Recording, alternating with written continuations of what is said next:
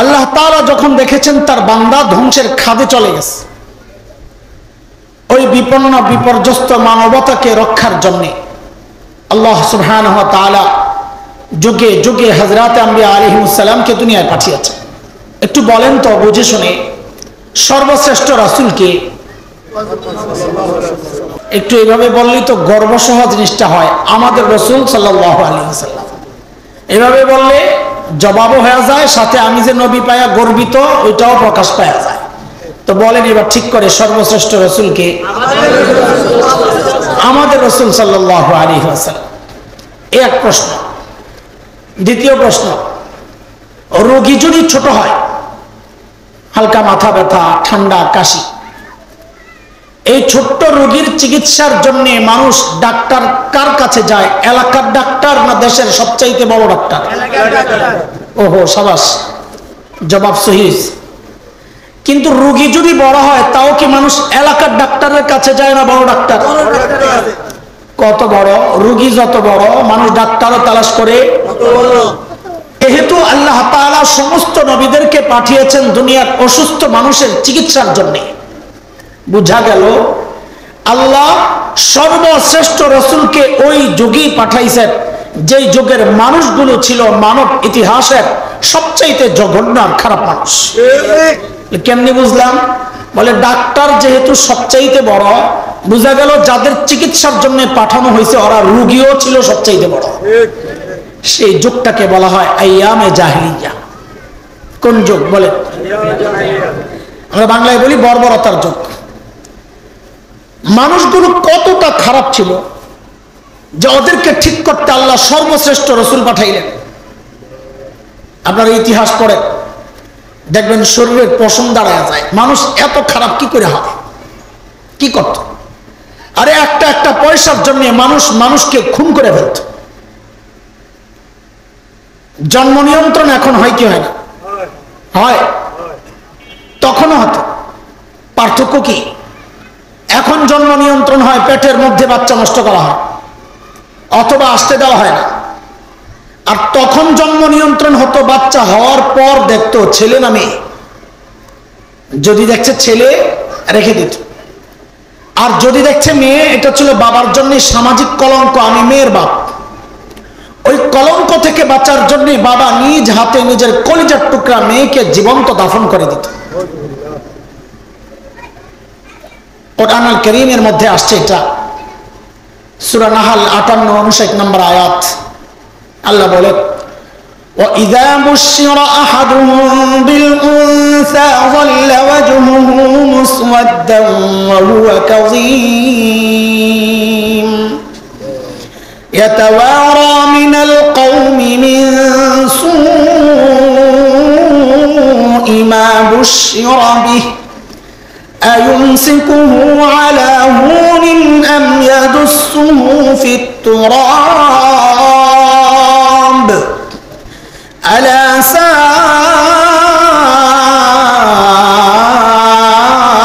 مَا يَحْكُمُونَ।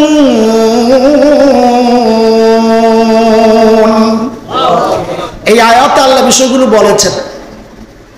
মূর্তি পূজা এখন হয় কি হয় না বলেন আমাকে? হয়। তখন হইতো। তো পার্থক্য কি? এখন মসজিদের মধ্যে মূর্তি রেখে পূজা করা হয়, অথচ তখন বাইতুল্লাহর ভেতরেই ছিল 360 মূর্তি। ঘরের মধ্যে আলাদা মূর্তি, সফরে বের হলে বগলের নিচে করে আলাদা মূর্তি নিয়ে যাইতো। কেন? রাস্তায় পূজা করার জন্য যদি আবার খোদা না পাওয়া যায়, বান্দায় খোদা পকেটে লয়ে লয়ে ঘুরে। এই ছিল সামাজিক অবস্থা। কিন্তু প্রশ্ন হচ্ছে মানুষগুলো এতটা খারাপ কেন হয়েছিল? কারণটা কি? এটা হচ্ছে আমাদের মূল পয়েন্ট।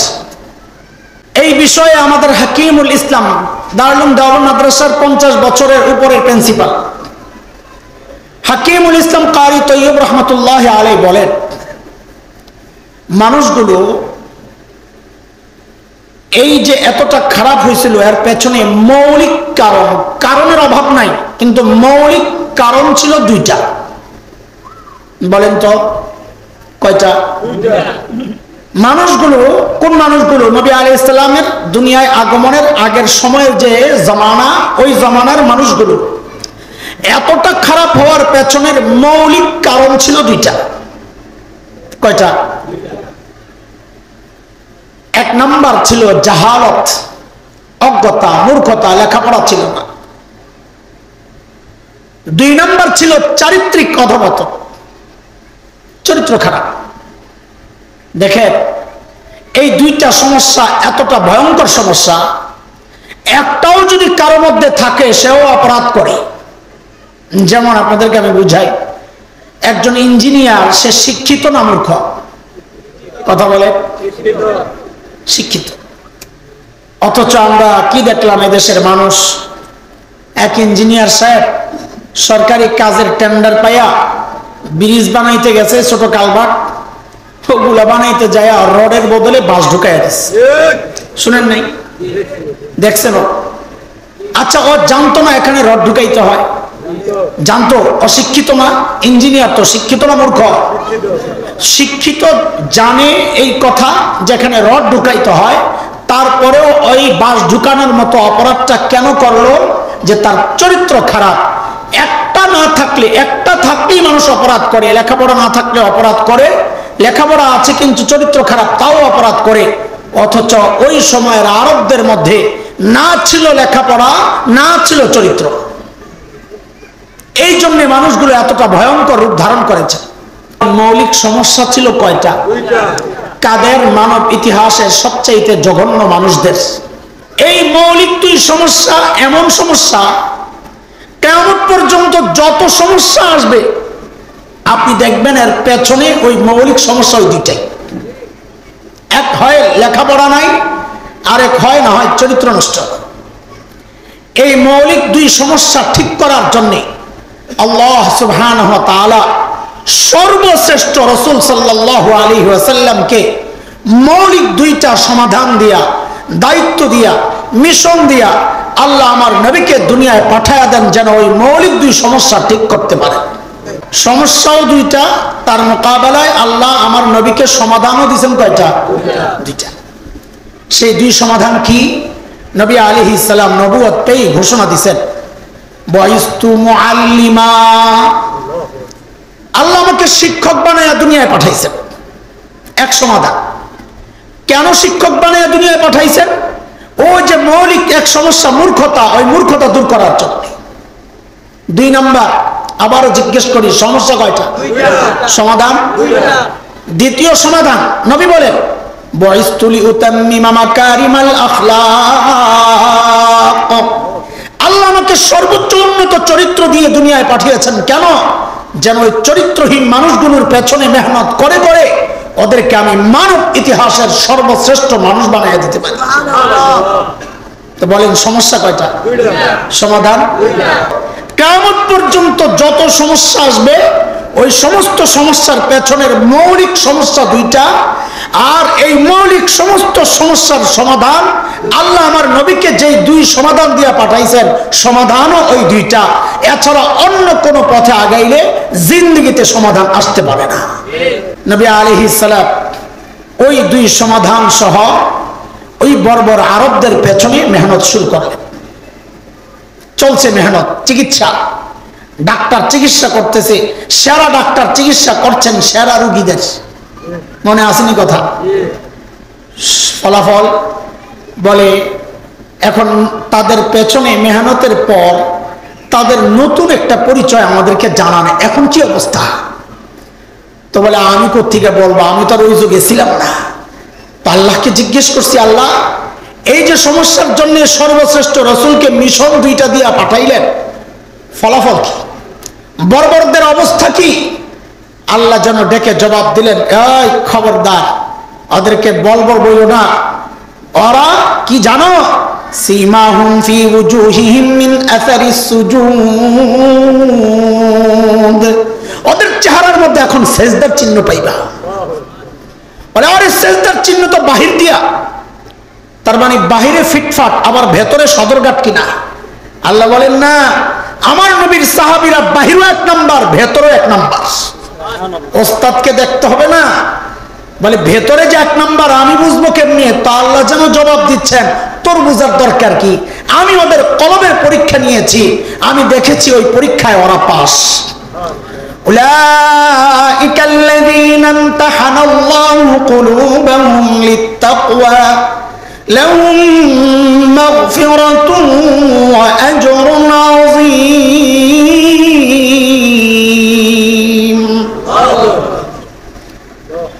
ঠিক আছে, আল্লাহর কাছ থেকে তো জানলাম বর্বরদের নতুন পরিচয়। এবার উস্তাদের কাছে জিজ্ঞেস করি, যাদের পেছনে মেহনত করলেন এদের নতুন পরিচয় বলেন। আগে তো ছিল জাহেল আরব, আগে যে ছিল বর্বর আরব, আইয়ামে জাহিলিয়া বলা হতো যেই যুগকে। আপনার মেহনতের ফসলের ফলাফল বলেন। আল্লাহর হাবিব সাল্লাল্লাহু আলাইহি ওয়াসাল্লাম বলতেছেন, এরে আমার সাহাবীদেরকে তোরা বর্বর বলিস না, ওরা আমার মেহনতের পর আর বর্বর থাকে নাই। বলে তো কি হয়েছে বলেন। তো নবী বলেন, খায়রুল কুরুনি করনি, এরা এখন মানব ইতিহাসের সর্বশ্রেষ্ঠ মানুষ হয়ে গেছে। খেয়াল করেন, ছিল কি মানব ইতিহাসের সবচাইতে, বলেন না কথা, সবচেয়ে খারাপ, খালি খারাপ না সবচেয়ে, বলে সবচেয়ে খারাপ। বারবার এই কথা কেমনে বলেন আপনি, হিসাব সোজা। ডাক্তার যেহেতু সবচাইতে বড়, তো বোঝা গেল যাদের চিকিৎসার জন্য পাঠানো হয়েছে ওরা রোগীও ছিল সবচাইতে বড়। হিসাব সোজা না? আপনাদের কি কষ্ট লাগতেছে বুঝতে? হ্যাঁ, গরমের কারণে একটু কষ্ট লাগলে লাগতেও পারে, এটা মানা করেন কেন? তাও শুনেন কথাগুলো, অল্প অল্প কথা। আল্লাহর হাবিব সাল্লাল্লাহু আলাইহি ওয়াসাল্লামের মেহনতের ফসল হচ্ছে মানব ইতিহাসের সবচাইতে খারাপ মানুষগুলোর নতুন পরিচয়, তারা এখন সবচাইতে ভালো। ছিল কি? ছিল কি?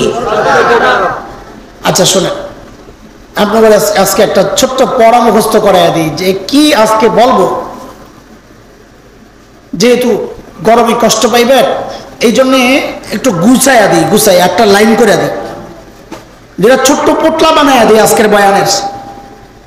এই পোটলা নিয়ে পকেটে করে বাজবেন গা, ঠিক আছে না? ইনশাআল্লাহ।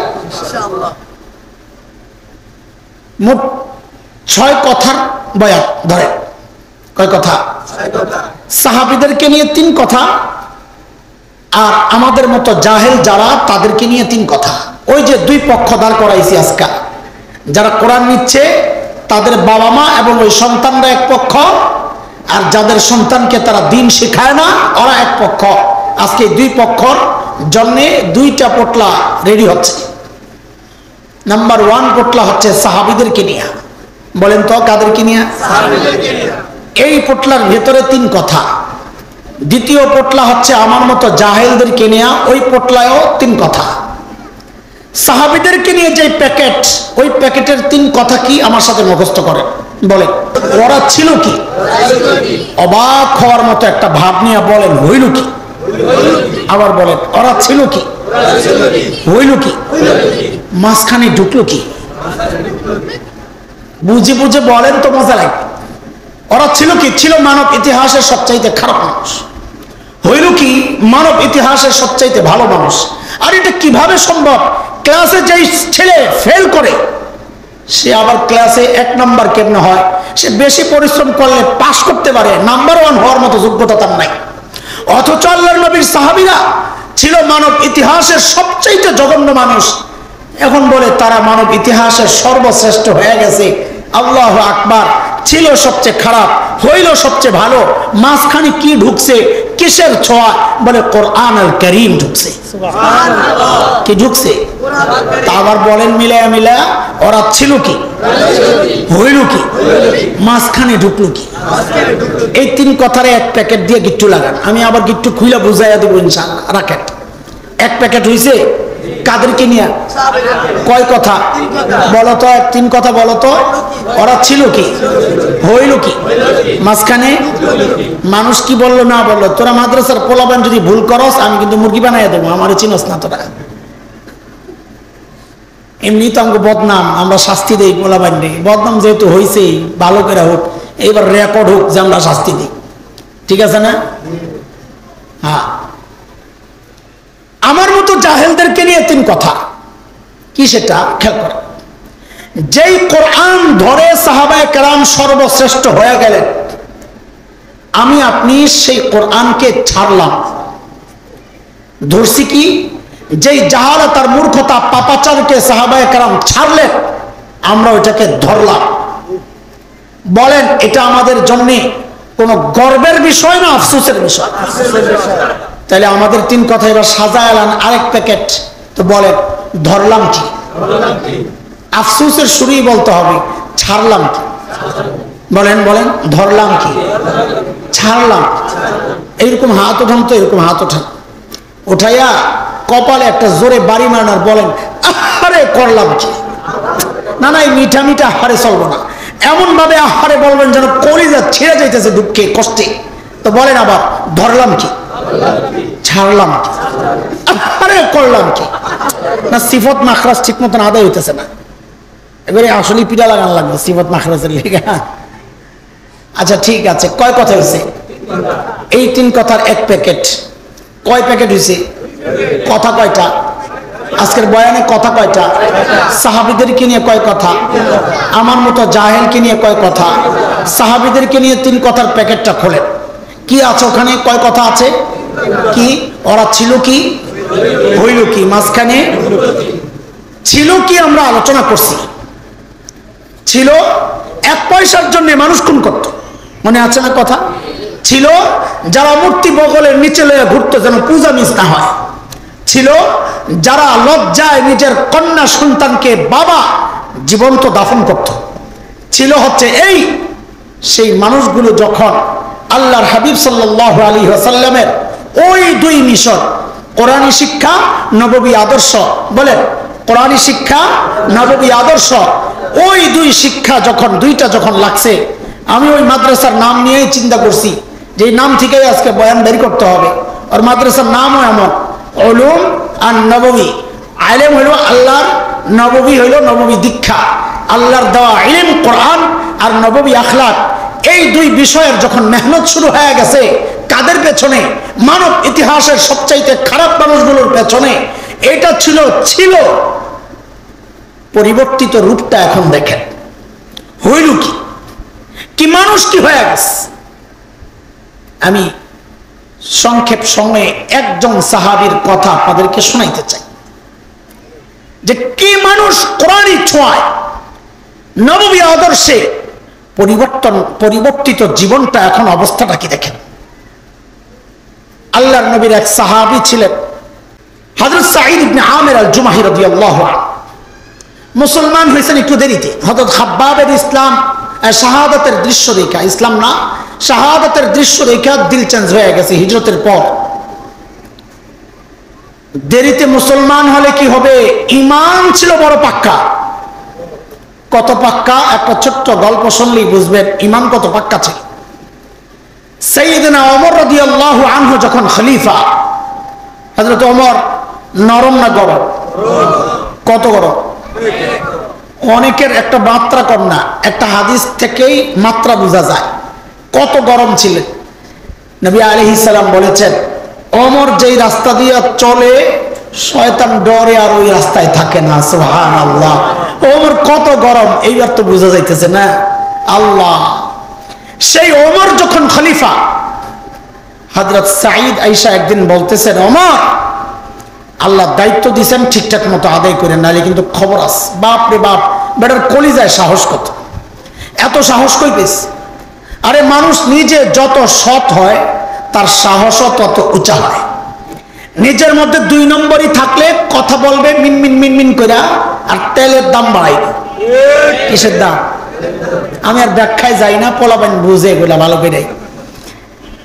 হযরত ওমরকে যখন এই কথা বলেছেন হযরত সাঈদ, ওমর ধরছেন, মিয়া আমারে খালি নসিহত করো তো তোমরাও কিছু দায়িত্ব কাঁধে লও তো আমার হালকা হয়। তো জোর করে ধরে সিরিয়ার এক শহর হিমস, সেই হিমসের গভর্নর বানাইয়া পাঠাইয়া দিছে। দেখেন দুনিয়ার নিয়ম হচ্ছে, যে এলাকার মানুষ যত ধনী হয় ওই এলাকার যারা জনপ্রতিনিধি, মেম্বার, চেয়ারম্যান, এমপি, তারাও ওই রকম ধনী হয়। হ্যাঁ, আজকের দুনিয়ায় Bangkok, Singapore, Thailand, Dubai, Abu Dhabi, Karachi, Bombay, আমাদের চিটাগাং, এগুলো যেমন বাণিজ্যিক শহর, ওই সময়ে গোটা দুনিয়ার বাণিজ্যিক শহর ছিল সিরিয়া। এবার আপনারাই বুঝে শুনে জবাব দেন, সেই সিরিয়া শহরের হিমস এক শহর, সেই হিমসের গভর্নর ধনী হওয়ার কথা না গরিব হওয়ার কথা? কেমন ধনী? সময়ের সেরা ধনী। বলে এই কথাটা মুখস্থ রাখবা, আমি আবার জিজ্ঞেস করব, তখন জবাব দিবা। বলো, সিরিয়ার শহর হিমসের গভর্নর কেমন ধনী হওয়ার কথা? সময়ের সেরা। বলো, সময়ের। দেখেন কত ধনী। হিমস থেকে এক দল আসছে হযরত ওমরের সাথে সাক্ষাৎ করার জন্য। হযরত ওমর তাদের সাথে কথাবার্তা বললেন, তারা খালি অভিযোগ নিয়ে আসে, এটা হলো তাকে অভ্যাস। তো হযরত ওমর কথাবার্তা শুই না, এত অভিযোগ কইলেন যে তোমরা একটা কাজ করো, তোমরা হিমসের গরিবদের একটা লিস্ট দাও, আমি রাষ্ট্রীয় কোষাগার থেকে ওদের জন্য কিছু বরাদ্দ দিয়ে দিই। বেটারা সুযোগ পাইয়া এই লম্বা লিস্ট একটা করছে, নিয়ে হযরত ওমরের কাছে জমা দিয়েছেন। ফুকারা ও হিমসের গরিবদের লিস্ট। আল্লাহ, কাহিনী দেখেন, হযরত ওমর লিস্টটা হাতে নিয়ে অবাক হয়ে তাকায় রয়েছে, এই কি কারণ? কেন? কারণ হযরত ওমর দেখেন যে ওই লিস্টের শুরুর দিকেই হিমসের গভর্নর সাঈদ ইবনে আমের আল জুমাহির নাম। এটা কি আপনাদের কাছে খুব স্বাভাবিক বিষয় মনে হচ্ছে? গভর্নর সে এলাকার সবচাইতে গরিবদের একজন, এটা কি খুব স্বাভাবিক কথা? হযরত ওমর তো অবাক হয়ে জানতে চাইলেন, আমির হুকুম ফকির হুকুম, আরে তোমাদের গভর্নর গরিব? তো হিমসের লোকেরা জবাব কি দেয় জানেন? আমির নাফ করো না, খালি গরিব না, আমগো গভর্নর আমাদের হিমসের মধ্যে যত গরিব আছে তার মধ্যে অন্যতম বড় সেরা গরিব। আল্লাহ, সবচেয়ে গরিব। হযরত ওমর তো এই কথা শুই না এত খুশি হয়েছেন, নিজের অধীনস্থ একজন কর্মকর্তা এত সৎ।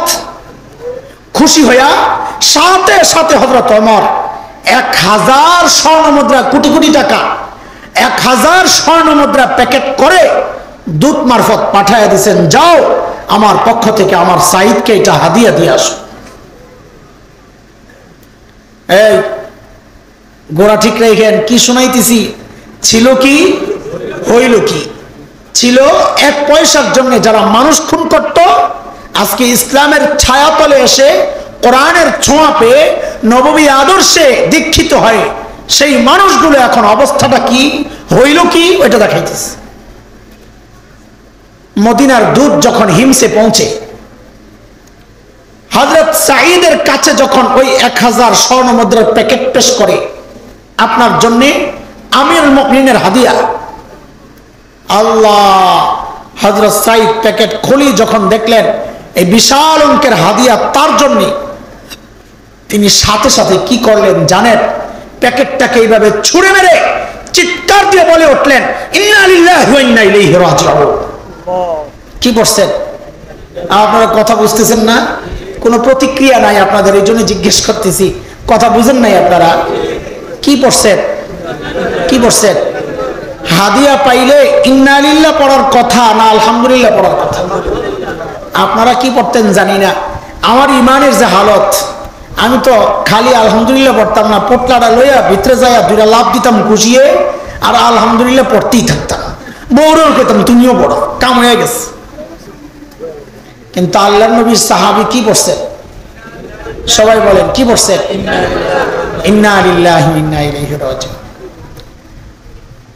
এমন ভাবে ইন্না লিল্লাহ পড়ছেন, বউ ভেতর থেকে ডরায় গেছে। কিরে, কাহিনী কি? এইভাবে ইন্না লিল্লাহ কেন বললো জামাই? আরে মদিনা থেকে দূত আসছে, না জানে কোন দুঃসংবাদ নিয়ে এসে আল্লাহ জানে। সাথে সাথেই জানতে চাইলেন, আকুতিলা উমর ইবনুল খাত্তাব, কি ব্যাপার? মদিনার দূত কি খবর নিয়ে আসছে? এইভাবে ইন্না লিল্লাহ কেন পড়ছেন? হযরত ওমর কি শহীদ হয়ে গেছেন? হযরত সাঈদের জবাবটাও শোনেন না, তুমি যেমনটা ভেবেছ বিষয় তা না। তো কি এইভাবে নারীরা কেন বললে? হযরত সাঈদ বলেন, না তা না, তবে ঘটনা তার চেয়েও মারাত্মক। তার চেয়েও। বউ তো আরো ডরাইছে। আবার জিজ্ঞেস করলেন, আকুতিলাল মুসলিমুনা ফি মারিকা, তাইলে কি কোনো যুদ্ধে ব্যাপকভাবে মুসলমান শহীদ হয়ে গেল কিনা? হযরত সাঈদ আবারও জবাব দিলেন, না, বিষয় তাও না, তার চেয়েও মারাত্মক। হায় আল্লাহ, বউ তো গেছে, এবার আরো ডরাইয়া হইছে, কাম সারছে, না জানি আমার জামাইয়ের কল্লাটা নিতে পাঠাইছে। আরে বলেন না, কেন এইভাবে নারীরা পড়লেন? আল্লাহর নবীর সাহাবীর জবাবটা দুস্থ কিয়ামত পর্যন্ত আমার আর আপনার হেদায়েতের জন্য একটা বড় নমুনা হয়ে গেছে। ওই জবাবটাই আদর্শ আমাদের জন্য। এটা হযরত সাঈদ জবাব দিচ্ছেন, কেন ইন্না লিল্লাহ পড়ছেন? বলে কি, উদখিলাত আলাইয়া দুনিয়া লিতুফসিদা আখিরাতি, আরে আমার ঘরে দুনিয়া ঢুকায়া দেওয়া হয়েছে আমার আখিরাতকে বরবাদ করার জন্য।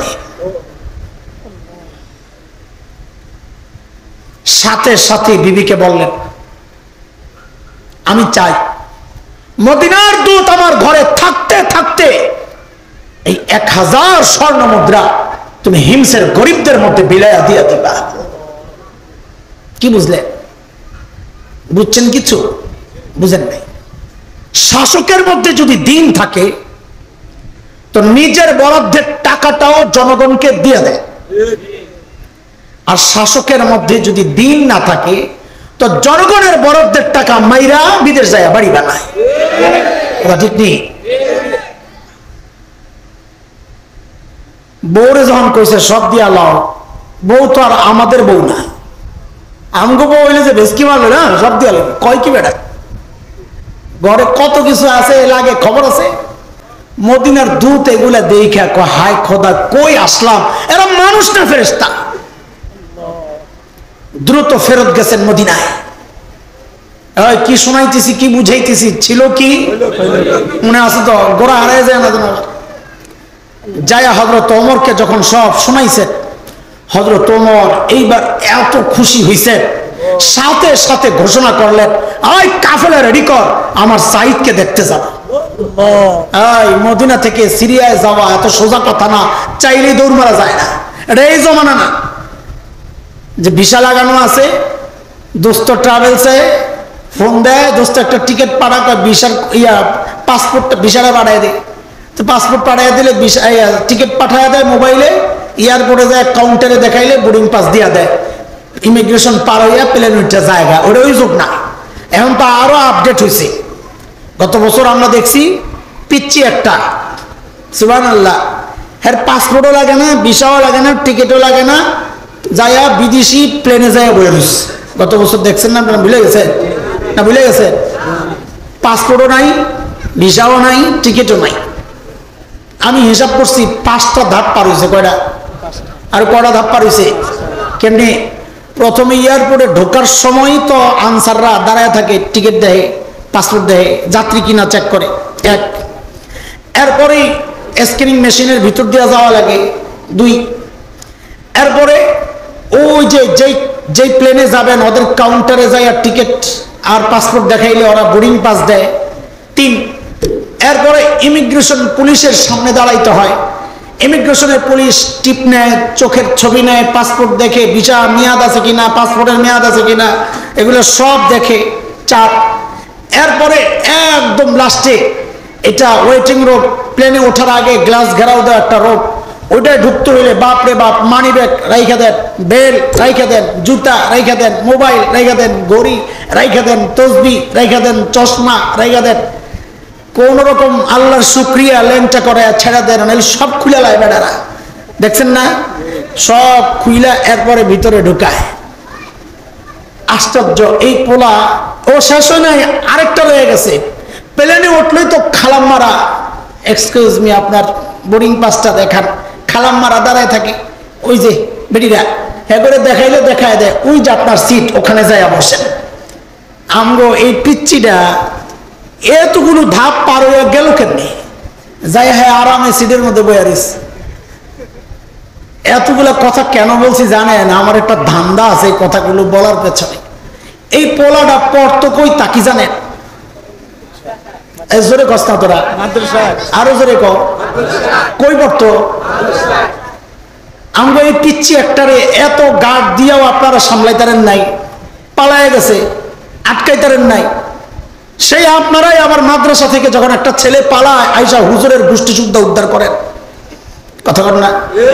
মোতাইমের গোষ্ঠী শুদ্ধ উদ্ধার করেন, এলাকা থেকে গুন্ডা পান্ডা মাস্তান লয়ে আয়া মাদ্রাসা উঠাই দেবেন, আমার পোলা বাইর করে দেয়।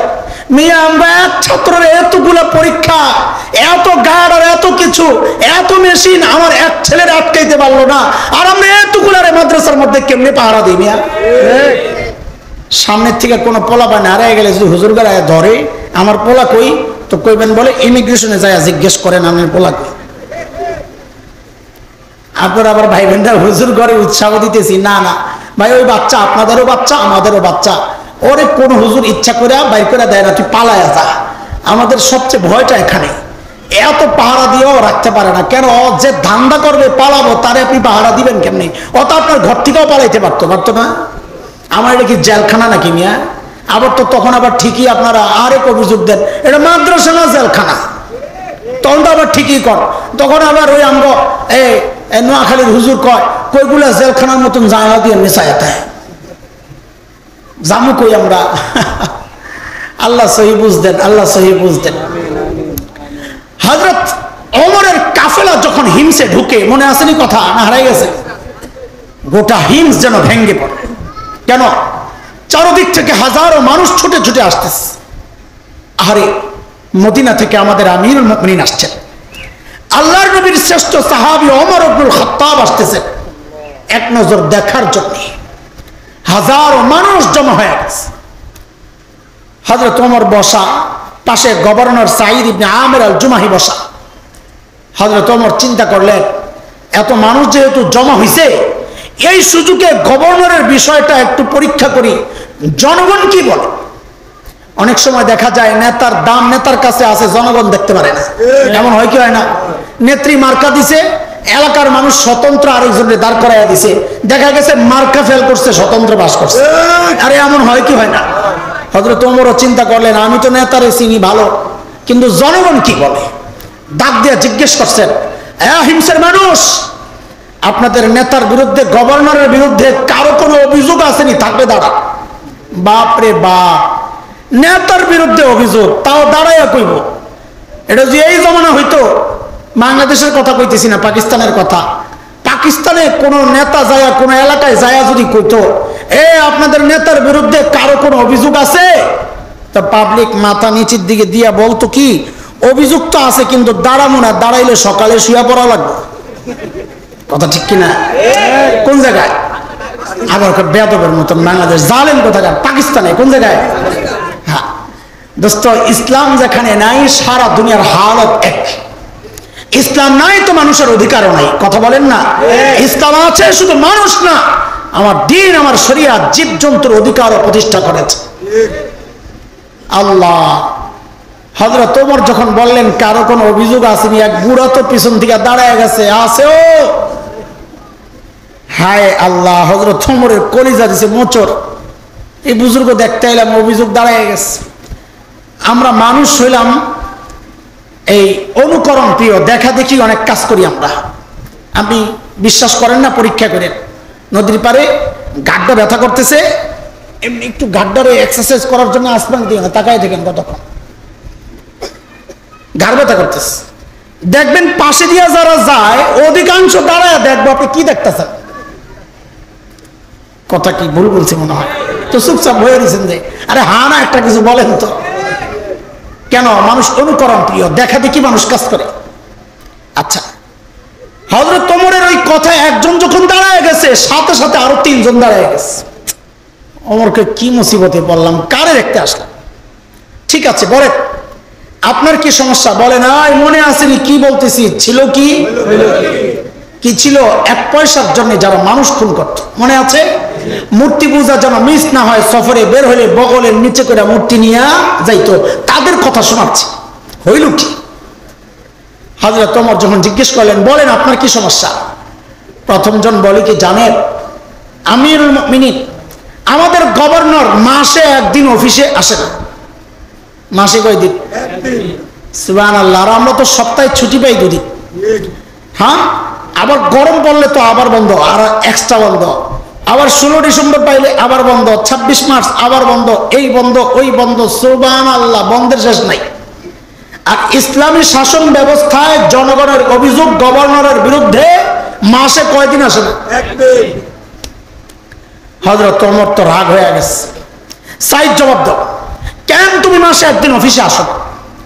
আসামির কাঠগড়ায় ওই যে ধনী এলাকার গভর্নর, মনে আসেনি? ওই কথাটা বলেন তো, জবাবটা মজা লাগবে। আসামির কাঠগড়ায় কে? কি হওয়ার কথা ছিল?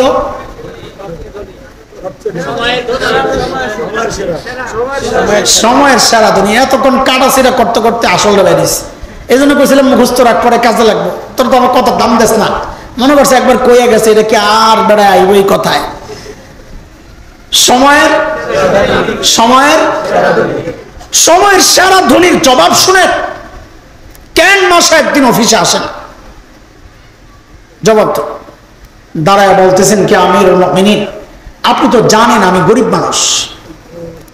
এই যে আমার গায়ে 2 টুকরা কাপড় দেখতেছেন, একটা লুঙ্গির মতো করে পরা, আরেকটা চাদরের মতো করে জড়ানো। আমিরুল মুমিনিন আমার না এই 2 টুকরা কাপড় ছাড়া আর কোনো কাপড় নাই।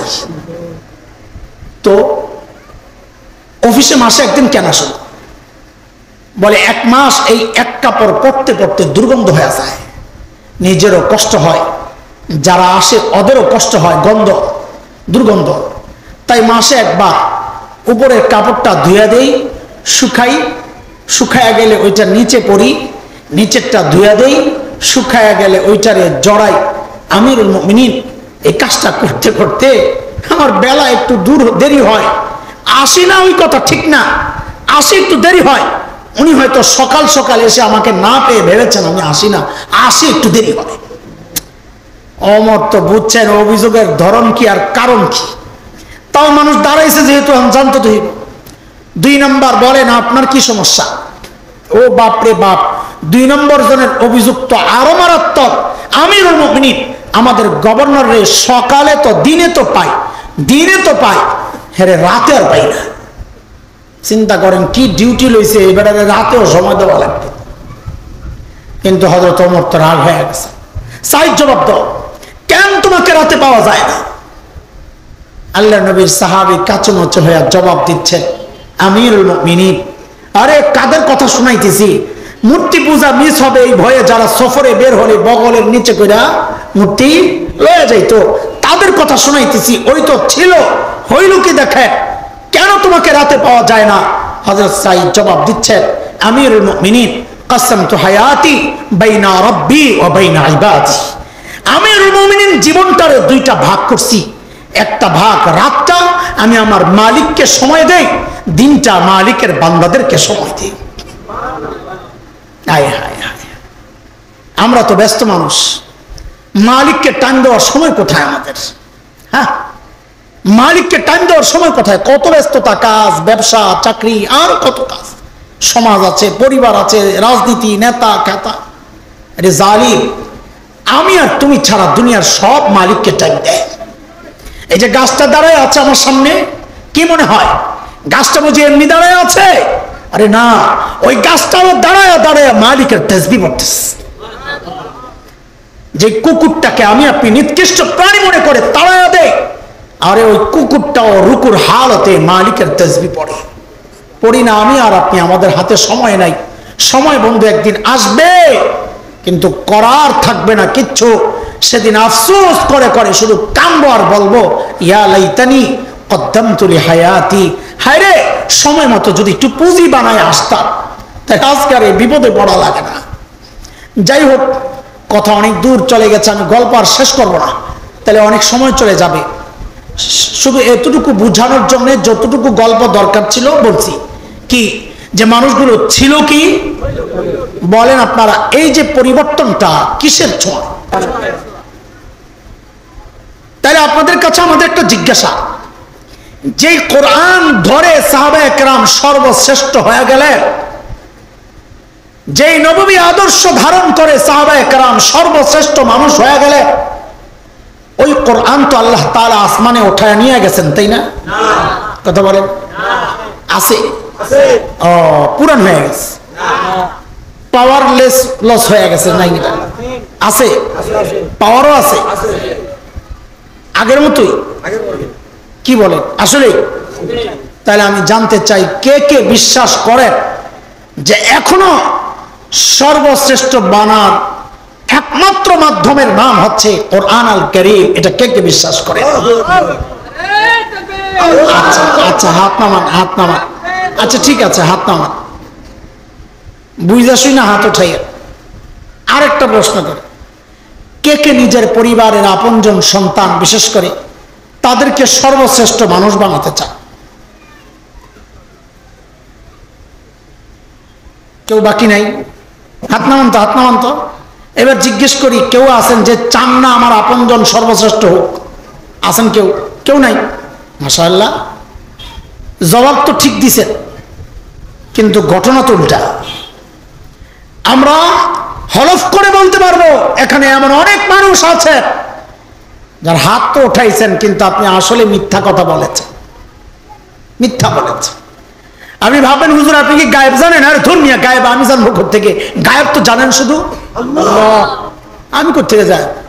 হ্যাঁ, আমি ওই সমাজ জানি, এই সমাজের আলো বাতাসে আমার বেড়ে ওঠা, আপনাদের গতিপথ, মন মানসিকতা, কালচার সব আমার জানা। সেই জানার জায়গা থেকে বলছি এখানে বহু পাওয়া যাবে যারা মিথ্যা বলেছে। বলে কেমনে মিথ্যা বললাম? আমি ধরাইয়া দিচ্ছি, শোনেন। আপনারা প্রথমে হাত উঠাইছেন এই কথার উপর যে আপনারা বিশ্বাস করেন কোরআন একমাত্র মাধ্যম, যে মাধ্যম মানুষকে সর্বশ্রেষ্ঠ, বলেন সর্বশ্রেষ্ঠ। এই কথায় কি আছেন না ঘুরে গেছেন? আছেন, ঠিক আছে, মানলাম। দ্বিতীয়বার হাত উঠাইছেন যে নিজের আপনজনকে সর্বশ্রেষ্ঠ বানাতে চান, এই কথায়ও কি আছেন না ঘুরে গেছেন? কিন্তু আপনি মিথ্যা বলেছেন। কেন দোস্ত? আপনি যদি এই কথায় সত্যবাদী হন তাহলে আগের কথাটা কি? আপনি বললেন আপনি আপনার সন্তানকে সর্বশ্রেষ্ঠ মানুষ বানাইতে চান, এই আপনি না আগে বললেন সর্বশ্রেষ্ঠ বানায় একমাত্র কোরআন। তো নিজের সন্তানকে সর্বশ্রেষ্ঠ বানাইতে চাইলে আপনার তো সন্তানকে কোরআনই প্রতিষ্ঠানে পাঠানোর কথা ছিল, আপনার কথা অনুযায়ী। কেন আপনি তো বলেছেন সর্বশ্রেষ্ঠ কোরআন বানায়, সেখানে কোরআনই প্রতিষ্ঠানে না পাঠাইয়া আপনি সন্তানকে পাঠাইলেন কোথায়? আমাদের জানতে চাওয়া। তার মানে হয় আপনি বিশ্বাস করেন না কোরআন সর্বশ্রেষ্ঠ বানায়, অথবা সন্তানকে সর্বশ্রেষ্ঠ বানাতে চান না। চাইলে আপনি যে সর্বশ্রেষ্ঠ বানায় সেই কোরআনই প্রতিষ্ঠানে পাঠাইতেন, বিকল্প কিচ্ছু চিন্তা করতেন না। কথা ঠিক কিনা? এইবার শুধু আমাকে বলেন, কাজটা আমরা যা করছি ঠকছি না জিতছি? জোরে কোন? আরে ঠকলে জোরে কোন, শরমের কি আছে? জোরে কোন, ঠকছি না জিতছি? আচ্ছা, আমি তো ওই যে দুই পক্ষ বানাইছিলাম শুরুতে, মনে আসেনি? আজকে যারা কোরআন নিবে ওরা এক পক্ষ, ওদের বাবা মা সহ এক পক্ষ, আর যাদের বাচ্চারা আজকে কোরআন নিতে পারে নাই, মানে পড়েই না, ওরা বাবা মা সহ এক পক্ষ। বলেন এইবার আমি ওদের পক্ষ হয়ে, যেহেতু আমিও কোরআনওয়ালা, কোরআন পড়ছি আলহামদুলিল্লাহ। আমরা যারা মাদ্রাসায় পড়ছি আমরা ঠকছি না জিতছি? আমাদের বাবা মা ঠকছেন না জিতছেন? কেমনি? এটা আপনারা মুখে বলতেছেন, আমি বাস্তবে দেখাচ্ছি, একটু অপেক্ষা করেন। যারা নিজের সন্তানকে দিন শিখান নাই ওদের বাচ্চারা ঠকছে না জিতছে? ওই বাবা মা নিজেরা ঠকছেন না জিতছে? কোন জায়গায়? দুনিয়ায় না আখিরাতে? কোন জায়গায়? উভয় জায়গায়। কিন্তু যে ঠকছে হেত কথা কয় না, এখন আমি কই ঠকলাম? আপনি কই ঠকছেন আমি দেখাইতেছি, আমরা কই জিতলাম সেটা আগে দেখাই। দেখেন, এই আমি আমার কথাই বলি, বড়দের কথা বাদ, আমি ছোট মানুষ। আমার বাবা মা আমাকে মাদ্রাসায় পড়াইয়া আমারও ঠকান নাই আলহামদুলিল্লাহ, তারা নিজেরাও ঠকেন নাই। কেন? কেন আমরা যে ঠকি নাই দুনিয়ায়, আখিরাতের হিসাব তো রেখে দিলাম, আল্লাহ জানেন। দুনিয়ায় ঠকি নাই কেন? আমি যদি একটা একটা করে বলি আপনাদের সামনে, বহুজন এখানে আছেন যারা বলবেন হ নিজের ঢোল পিটাইতে থাকেন। এই যে এগুলো আছে না, চোখ চোখ, এরা এমন এমন হেডলাইন বানাইবো আর পাবলিক পরে আমরা খালি গাইলাইতে থাকবো, নিজের ঢোল খালি নিজে পিটাইতেই থাকে। হুজুর শুধু এতটুকু বলি, আমরা যে ঠকি নাই শুধু এতটুকু বলি, দুনিয়ার রাজা বাদশাদের চেয়ারে আমরা বসি নাই, বসতে চাইও না। কিন্তু এটা এক চরম বাস্তব সত্য কথা। আল্লাহ তাআলা মানুষের হৃদয়ে আমাদের জন্য যে শ্রদ্ধাবোধ আর ভালোবাসা আল্লাহ রেখেছে, আমি কসম করে বলি দুনিয়ার রাজা বাদশারা এর ধারে কাছেও নাই। এটা আমার চেহারা দেখা না মিয়া, এটা কোরআনের বরকতে। কিসের বরকতে? চলেন আমাদেরটা বাদ দিলাম, আমার মা বাবা ঠকসেটা দিচ্ছেন। কেন দিচ্ছেন? কেন দিচ্ছেন? এই কেন দিচ্ছেন এটা ছোট্ট করে বলি, আমি লম্বা সময় আমার কথা শেষ। কেন দিচ্ছেন দেখে, আমারটা আমি বলি, এখন আর ওই যে শীতের সিজন নাই, যে ওয়াজ মাহফিল হয় খালি শীতের সিজন। আমাদের হালত হলো শীতের সিজন নাই এখন, বছরের প্রতিদিন চলে। এই মাঝে মাঝে একজন, যেমন আজকে দিন খালি ছিল এই জন্য গরমের মধ্যে এই অফ সিজনে শুক্রবারটা ইচ্ছা করি খালি রাখার চেষ্টা করি, বাচ্চাদেরকে একটু সময় দিই, বেড়াইতে টেড়াইতে আসি। তো আজকের দিনের জন্য মাদ্রাসাওয়ালারা যখন ফোন দিল, তো ভাবলাম থাকবো তো কামাই চর শ্বশুর বাড়ি, তো নদী পার হলে তো যায় খাওয়া আন যাইব। খানা ওই পাশেও ভালো এই পাশেও ভালো, কিন্তু এই পাশের ভালোটা বেশি সম্ভাবনা। শাশুড়ি তো প্রতিদিনই খাওয়ায় আইলে, এরা তো বছরে একবার, খাওয়ানটা এমনি ভালো হইব। পরে দাওয়াত রাখছে যে খাওয়ানটা ভালো হইব। আসছি, বছরের কোনো দিন আমার ফাঁকা যায় খুব কম, নাই বললেই চলে। এমনকি ঈদের দিনও তো ছুটি নাই, ঈদের নামাজ পড়াইতে হয়। তো এমন কোনো দিন যায় বলে আমার তো মনে পড়ে না যেদিন হাত উঠাইয়া বলি না রব্বির হামহুমা কামা রব্বায়ানি সাগীরা। আমার তো মনে পড়ে না। তো বলেন আমার মা বাবা ঠকছেন না দিচ্ছেন? শুধু কি তাই, আমি তো আর একটু পাগলামি করি। কি পাগলামি? মাঝে মধ্যে এই ব্যস্ততার মধ্যেও একটু সুযোগ পাইলেই আমাদের গ্রামের বাড়ি চলে যাই, কুমিল্লা দাউদকান্দি। ওখানে বাড়িতে মাদ্রাসা আছে, মাদ্রাসার পেছনেই আমাদের পারিবারিক গোরস্থান, মা বাবা একসাথে শুয়ে আছে। সুযোগ পাইলেই চলে যাই, জিয়ারত করি। জিয়ারত সুন্নত তরিকার, যে জিয়ারত করার পর আমার এক্সট্রা কিছু পাগলামি আছে, মনের সান্ত্বনা, এটা ভাল লাগে না।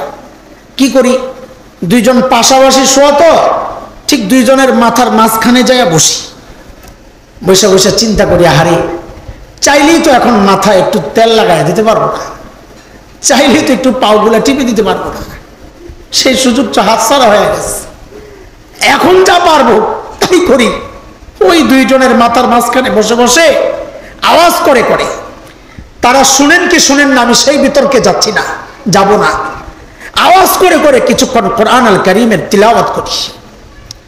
তিলাওয়াত শেষ করে ওঠার সময় শুধু আল্লাহকে বলি, ও আল্লাহ, এই যে তোমার কালামের তিলাওয়াত করলাম এই মানুষগুলার উসিলায়, আল্লাহ তারা দিন শিখাইছে, কোরআন পড়া শিখাইছেন, তাই পড়ছে।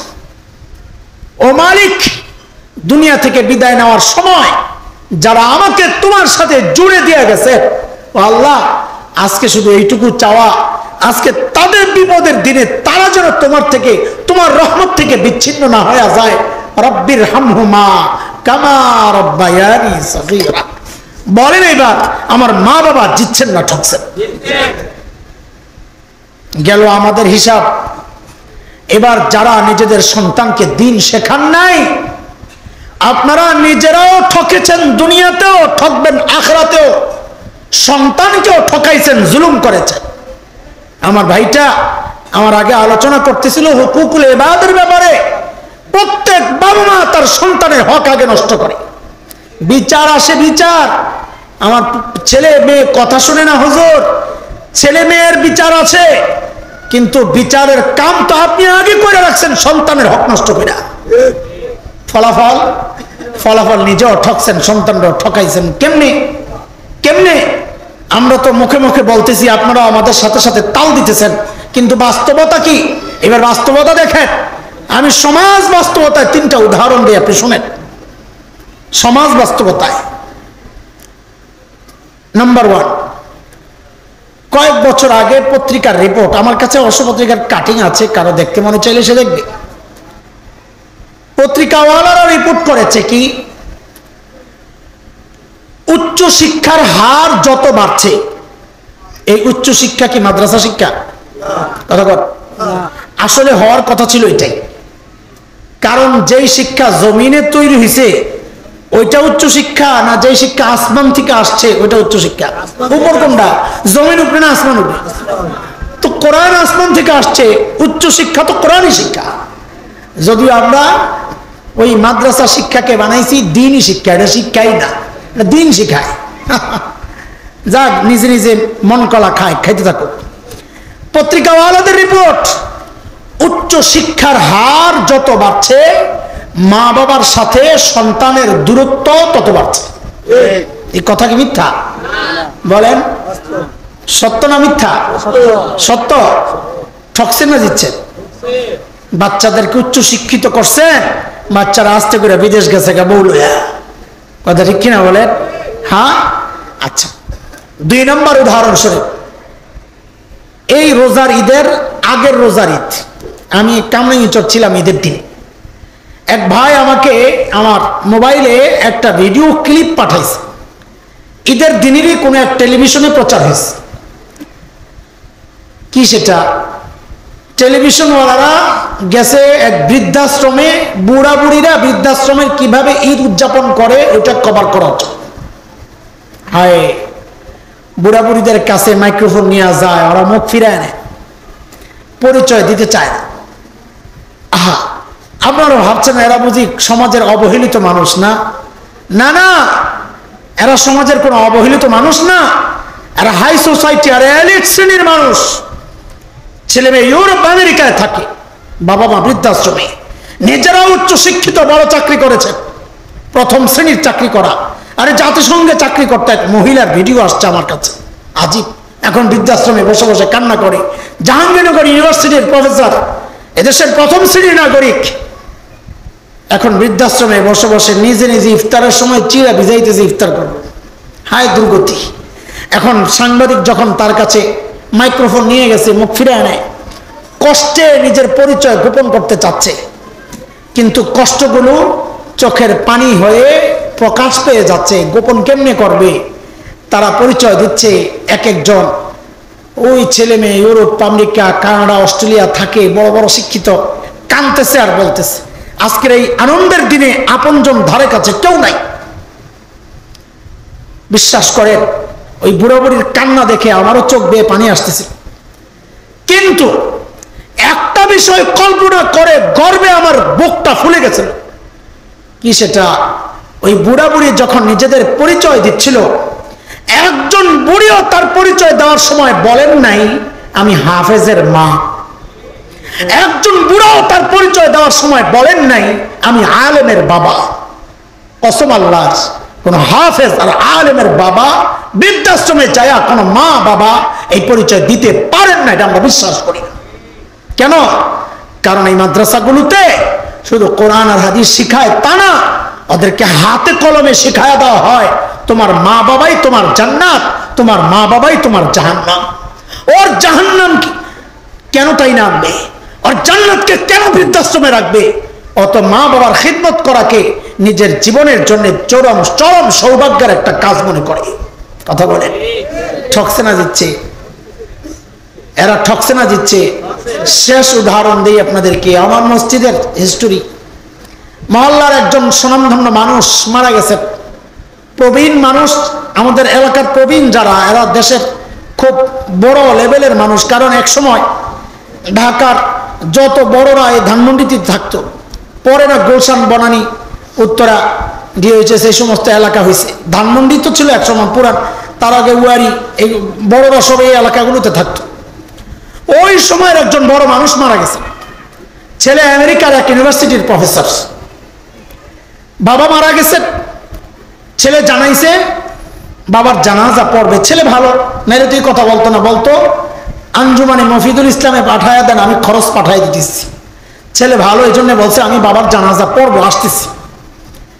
হসপিটালে রাখা হয়েছিল, ছেলে আমেরিকা থেকে আসছে, তো আনুষ্ঠানিকতা শেষ করে হসপিটাল থেকে লাশ এনে যখন জানাজার জন্য আমাদের মসজিদে আনা হয়, এলাকার মুরব্বীরা আমাকে বললেন, এলাকার প্রবীণ মানুষ, জানাজাটা আপনি পড়াইলে ভালো হয়। ঠিক আছে, জানাজা পড়াইতে গেছি। হঠাৎ ওই ছেলে যার বাবার জানাজা, ডক্টর, ইউনিভার্সিটির প্রফেসর আমেরিকায়, হাউমাউ করে কান্না শুরু করছে। আমি তো তাকায় আছি অবাক নয়নে, কি ব্যাপার, এইভাবে কান্না করতেছে কেন? কারণ আমার চিন্তা, আমার অভিজ্ঞতা যে এই জাতীয় মানুষের চোখের পানি কেন যেন শুকায়া যায়। এই জাতীয় মানুষ বলতে লেখাপড়ার জন্য বিদেশ বিদেশ, চাকরি কামাই রোজগারের জন্য বিদেশ বিদেশ, মা বাবার খবর নাই, দিন দুনিয়ার কোনো খবর নাই, এদের দিল শক্ত হয়ে যায়। এটা আমার কথা। আর আমাদের বড়দের কথা হচ্ছে, আল্লাহর সাথে সম্পর্কটা যত দূরত্ব তৈরি হতে থাকবে, মানুষের দিল তত শক্ত হইয়া চোখের পানির নিয়ামত তত কমতে থাকবে। যার সম্পর্ক আল্লাহর সাথে যত নিবিড়, যত গভীর, তার চোখের পানির নিয়ামত তত বেশি। তা আমি আমার ভাইটাকে সান্ত্বনা দেওয়ার জন্য কাছে ডাকলাম, এলাকার ইমাম, আবার এলাকার মানুষও আমরা। তো ডাইকা বলতেছি, ভাই আপনার বাবা চলে গেছে, না আমারও তো বাবা নাই, আমার মাও নাই, একদিন আপনিও থাকবেন না, আমিও চলে যাব, সবর করে। ভদ্রলোক আমারে বলেন কি জানেন, হুজুর বাবা ইন্তেকাল করছেন, মারা গেছেন, আমি তো সেই জন্য কান্না করতেছি না। হায় হায়, কান্না দেখে আগে অবাক হয়েছিলাম, এখন তার জবাব শুনে আরো অবাক হয়েছি। তা আমি ওই অবাক হওয়ার ওই সুর নিয়ে জিজ্ঞেস করলাম, বিস্ময় নিয়ে, তো কেন কান্না করতেছেন?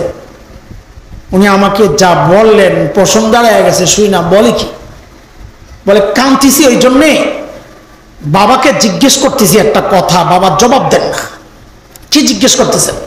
বলে বাবাকে জিজ্ঞেস করতেছি, ও বাবা, আমাকে উচ্চ শিক্ষায় শিক্ষিত করার জন্য তুমি তোমার জীবন যৌবন শেষ করেছ, তোমার সুখ আনন্দ সব শেষ করেছ, জীবনের কামাই রোজগার সব আমার পেছনে ঢেলেছ, হয়তো তুমি সফল হয়েছ, আমাকে সর্বোচ্চ শিক্ষায় শিক্ষিত করেছ, হ্যাঁ, কিন্তু বাবা এখন আমাকে জবাব দাও, আমি জানাজা যে পড়বো, এই জানাজায় কি পড়বো বাবা, এটা কেন শিখাইও না, জবাব দাও। বাবা তো কথা বলেন না হুজুর, ওই জন্য কাঁদতেস। গর্ব করেন না, ছেলে ইঞ্জিনিয়ার, ছেলে ডাক্তার, গর্ব করেন। আরে গর্ব তো করবে হাফেজের বাবা, গর্ব তো করবে আলেমের বাবা, যে বাবা মায়ের সন্তানরা বাবা মার জানাজা পড়ানোর যোগ্যতা রাখে না, ওই বাবা মা আর যাই হোক, তাদের মুখে গর্ব করা সাজে না। আফসুস দুনিয়ায় করেন, করছেন, বলেন না? আল্লাহ কসম খেয়ে বলছি, যেহেতু কোরআনের কথা, আমার কোনো সংশয় নাই, আফসুস আখিরাতেও করবেন, আফসুস আখিরাতেও করবেন। সেই কথা বলি আমি শেষ করব। কেন আখিরাতে আফসুস করবেন, কেমনে করবেন? সূরা আহজাবের মধ্যে আসছে, যেই সন্তান আর যেই অধীনস্থের ক্যারিয়ার চিন্তা করে নিজের ক্যারিয়ার শেষ করছেন, আখিরাতে ওই সন্তান আপনার ক্যারিয়ার কিন্তু ঠিকই বরবাদ করে দিবে।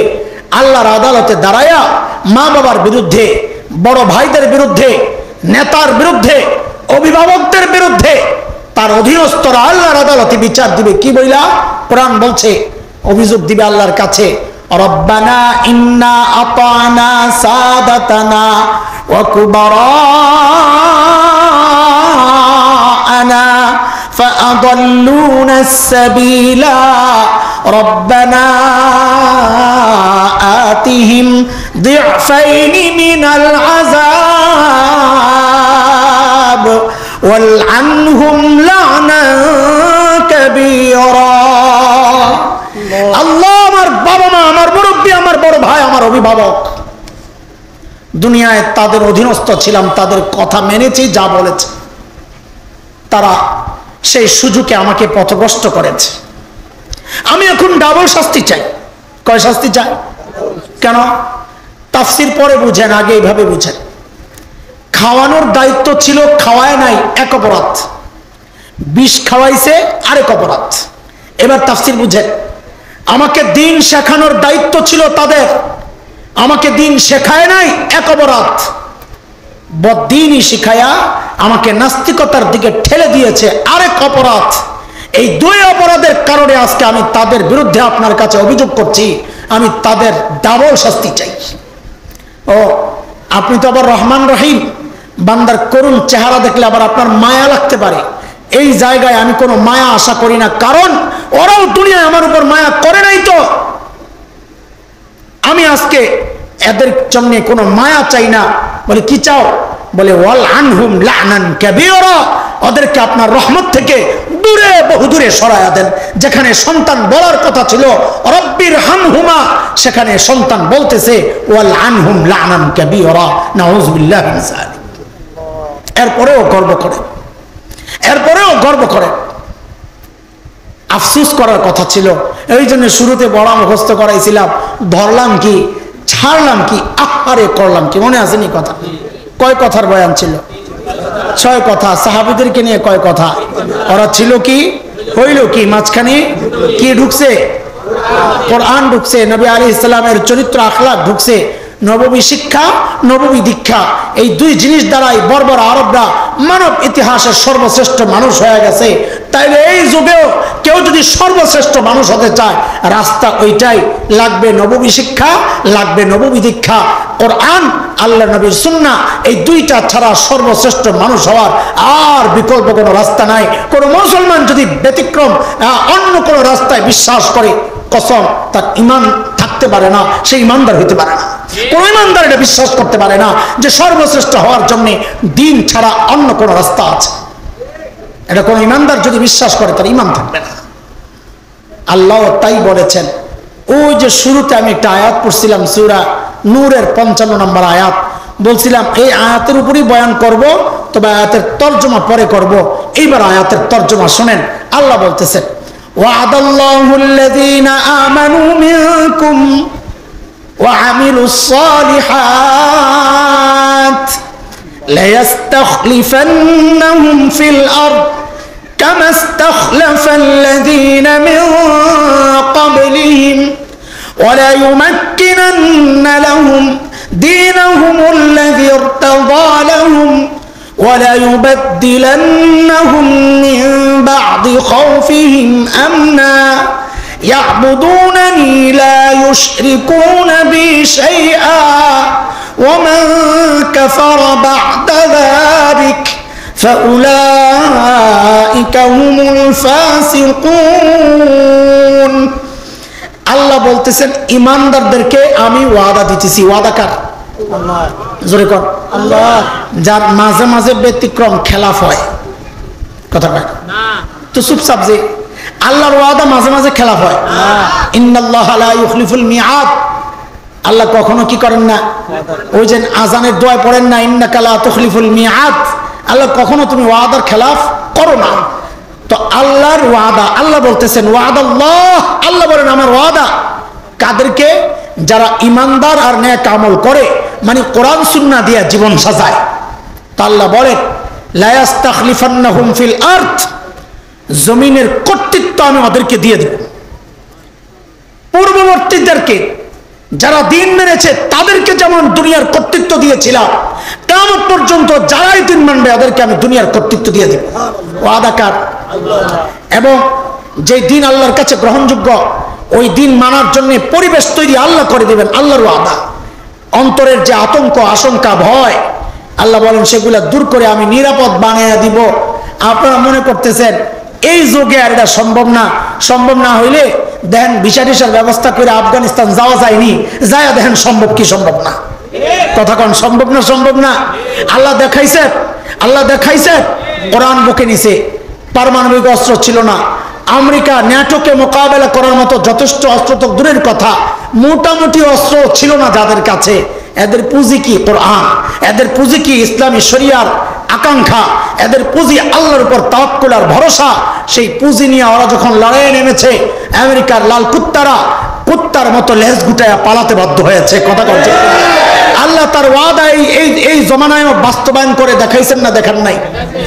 আল্লাহর ওয়াদা এটা বাস্তবায়ন আল্লাহ করবেনই। কিয়ামত পর্যন্ত যখনই মানুষ দিন গ্রহণ করবে, আল্লাহ কর্তৃত্ব দিয়ে দিবেন। এই বলেন, আমাদের এখানে কেউ আছেন যে রাষ্ট্র চালায়? এখানে কেউ আছেন? প্রেসিডেন্ট আছেননি? কোনো প্রধানমন্ত্রী নাই? মন্ত্রী এমপি দু একজন নাই? এনে নাই না? আমাদের এখানে কেউ নাই, আমরা না তো এই আয়াত আমরা কেমনি বাস্তবায়ন করো? দোস্ত, আমাদের প্রত্যেকের একটা রাষ্ট্র আছে, সেই রাষ্ট্রের প্রধান আমি।